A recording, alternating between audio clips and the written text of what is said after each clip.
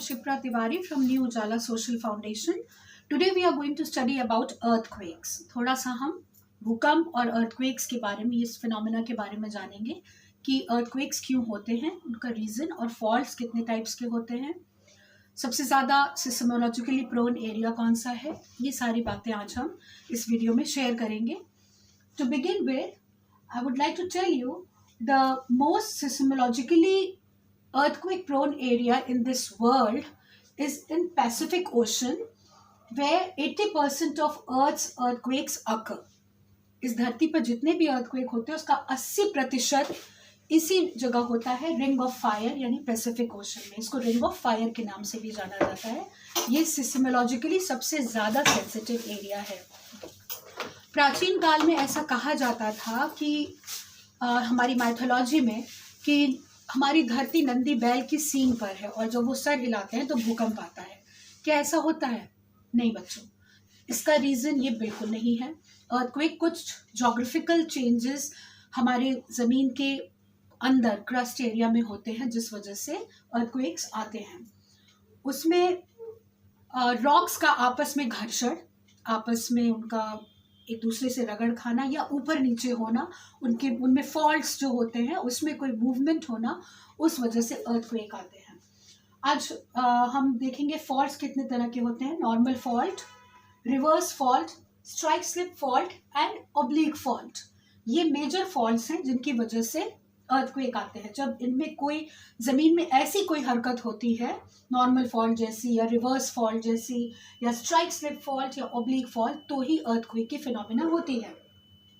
Now as you can see in the picture, normal fault क्या होती है? Normal fault होती है जिसमें एक सरफेस नीचे की ओर डिप कर जाए, नीचे की ओर चली जाए और उस वजह से जो अर्थक्वेक आता है, जो वाइब्रेशंस होती हैं, that is normal fault. And what is reverse fault?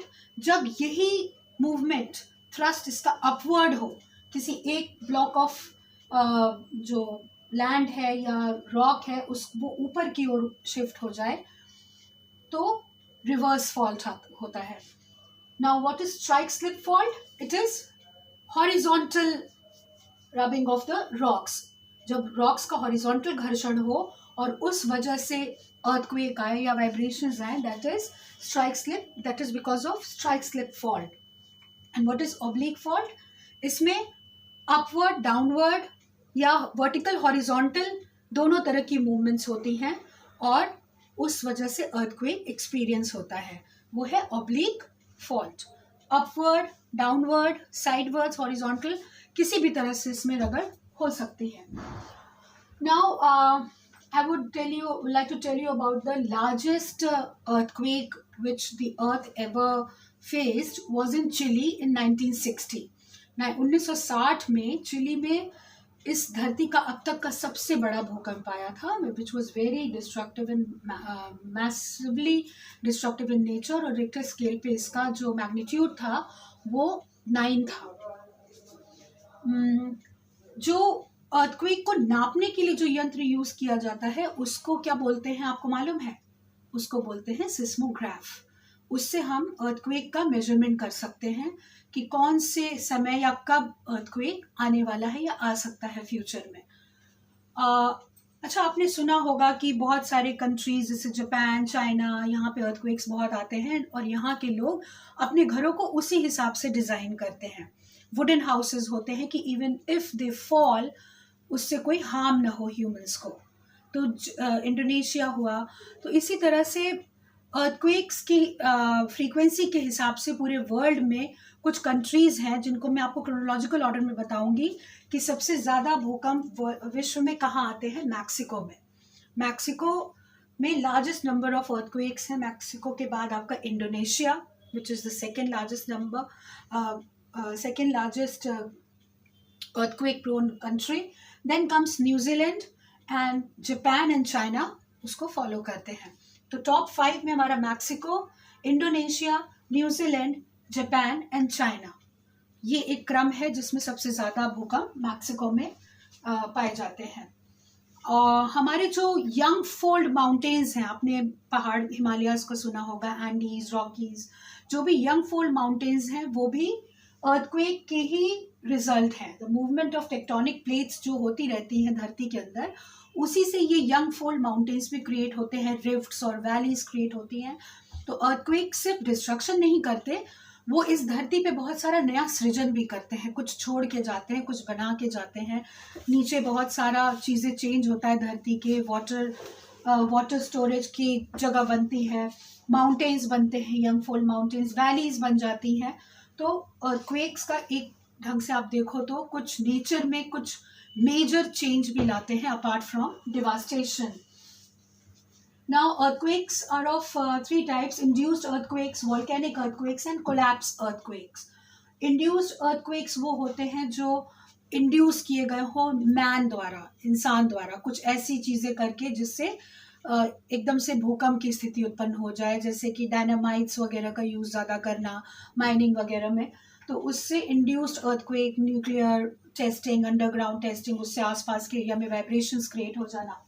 Volcanic earthquakes में वॉल्केनो से जनरेटेड अर्थक्वेक आ गए आपके, जैसे वॉल्केनिक माउंटेन इरप्ट हुआ तो उसके फलस्वरूप जो भी कंपन या वाइब्रेशन महसूस हुई, that comes in volcanic earthquake. And collapse earthquake are minor in nature, और ये अंडरग्राउंड केव्स, माइंस, इन सब में जो वाइब्रेशंस होती हैं या चेंजेस होते हैं उसकी वजह से जनरेट होते हैं। ये बहुत ज़्यादा डिस्ट्रक्टिव नहीं होते नेचर में।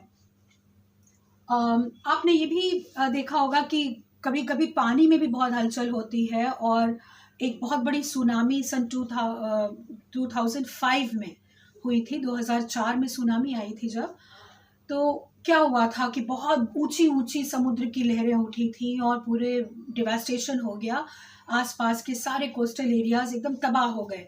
तो ये क्यों हुआ, सुनामी क्यों आई? That was because the ocean की जो आपकी ओशन बेड था नीचे एकदम, उसके नीचे जो लैंड था, सी डेप्थ के नीचे भी एकदम, जो ओशन बेड जहाँ होता है आपका, उसके नीचे भी कुछ ऐसी मूवमेंट्स प्लेट्स की हुई, उस आपस में प्लेट्स टकराई या कोलैप्स की या और रगड़ खाई कि उस हलचल से ऊपर पानी एकदम से, ऊंची लहरें और ऊंचा पूरा पानी का बहाव, जिसने पूरे पूरे शहरों को बहा दिया और बहुत सारा डिस्ट्रक्शन किया। तो अर्थक्वेक इतनी ह्यूज और डिस्ट्रक्टिव फिनोमेना भी है कि अगर ये आए तो बहुत ज़्यादा नुकसान हमारी अर्थ पे होता है। Now I will tell you something about the measures which we can take to keep ourselves safe from the earthquakes. तो इसके लिए आप ये कर सकते हैं कि जब भी earthquake आए, never use lift, always use staircase to get down. अगर कमरे में कहीं कॉर्नर है तो आप कॉर्नर की जगह पे खड़े हो जाएं, that ways you would be protected, क्योंकि कॉर्नर्स पे अक्सर बीम्स होती हैं, हमारे पिलर्स होते हैं, तो वो हमारे सर पे ब्रिक्स या उस वैसी चीज़ें नहीं गिरेंगी। और अगर कहीं टेबल हो या कोई ऐसी शेल्टर या हाइड करने की जगह हो तो आप उधर जाके उसके नीचे छुप जाएं, तो आप काफ़ी हद तक चोट से बच सकते हैं और आप प्रोटेक्टेड रह सकते हैं। I think one more thing which I would like to discuss here is the hypocenter and epicenter of an earthquake. Hypocenter is the location where the earthquake starts. Hypocenter वो जगह है जहाँ से earthquake का आरंभ होता है, और वो सब एक पर्टिकुलर एरिया में काफ़ी दूरी तक, काफ़ी 1000 किलोमीटर्स की दूरी तक महसूस किया जाता है। और एपीसेंटर क्या है?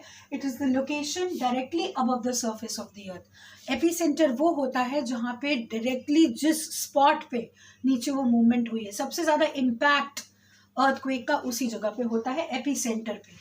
जहाँ उसका एपीसेंटर होता है वहाँ सबसे ज़्यादा डिवास्टेटिंग इफेक्ट होता है उस अर्थक्वेक का। तो आई होप चिल्ड्रन कि आप लोगों को आज का सेशन, आज का टॉपिक समझ में आया होगा, और अर्थक्वेक्स के बारे में आपने जितना भी आज जाना, you go through the video once again, you revise it, you go through your textbooks, keep studying, keep learning. Meet you in the next session. Till then, bye bye from Shipra ma'am. Take care.